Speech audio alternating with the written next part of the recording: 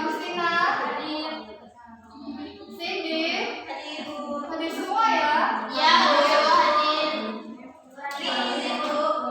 Izin? Ya. Kenapa izin? Cibiri. Ada yang tahu hari ini mau belajar tentang apa? Iya, benar sekali. Kalimat istighfar. Sekarang anak-anak perhatikan gambar di depan.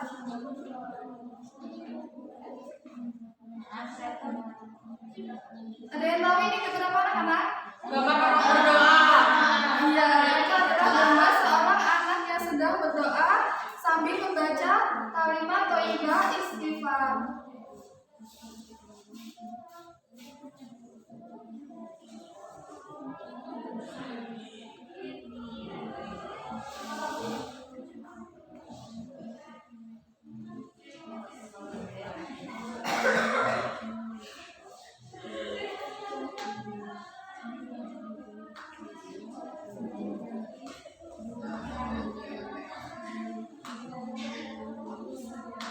Ada yang tahu pengertian kalimat istighfar itu apa anak-anak?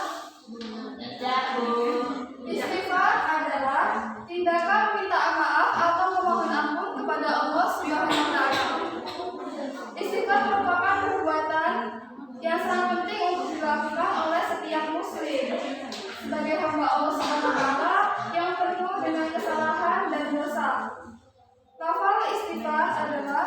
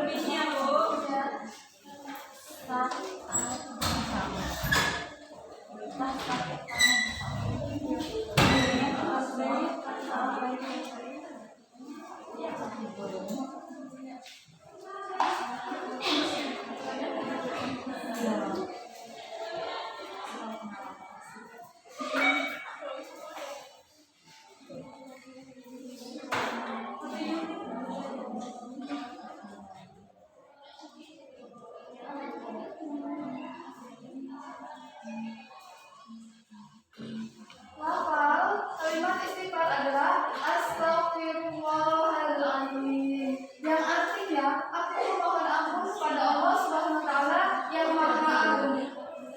Bisa diulangi anak-anak? Bisa. Baca sama-sama ya. Ya, Bu. 1, 2, 3. Astagfirullahaladzim. Artinya aku memohon ampun kepada Allah Subhanahu wa taala yang Maha Agung. Sekali lagi. Astaghfirullahaladzim, yang artinya Aku mohon ampun kepada Allah Subhanahu wa taala yang Maha Agung. bagaimana, sudah hafal? Sudah. Apa sudah hafal?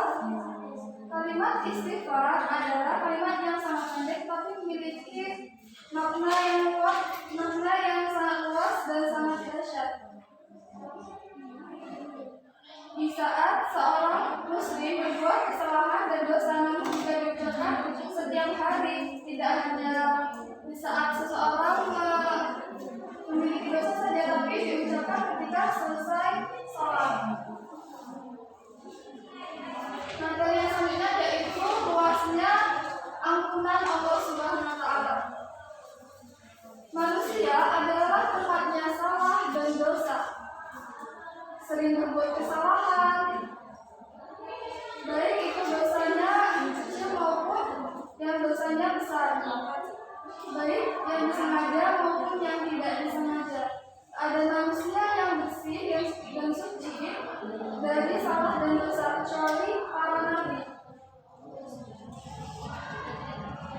Setelah seseorang berbuat salah, seharusnya menyesal dan segera memohon ampun dengan berbanyak membaca istighfar. Rahmat dan ampunan Allah Subhanahu wa taala sungguh sangat luas bagi hambanya yang mau bertobat.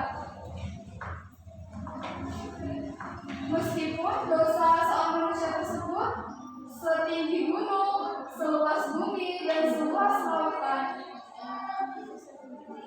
Allah Subhanahu wa taala telah berfirman dalam Quran surat Az-Zumar ayat ke-53 sampai 54 yang artinya, katakanlah wahai hamba-hambaku yang melampaui batas terhadap Allah Subhanahu terhadap diri mereka sendiri, janganlah kamu berputus asa dari rahmat Allah. Sesungguhnya Allah Maha mengampuni dosa-dosa semuanya. Sungguh Dialah yang Maha Pengampun, Maha Penyayang, dan kembalilah kamu kepada Tuhanmu dan berserah dirilah kepadanya sebelum datangnya azab kepadamu, kemudian tidak dapat ditolong. Jadi jika seseorang berbuat salah atau dosa, maka hendaknya segera bertobat, jangan ditunda-tunda. Apalagi menuju di saat sudah tua, karena kita tidak tahu kapan ajal menjemput.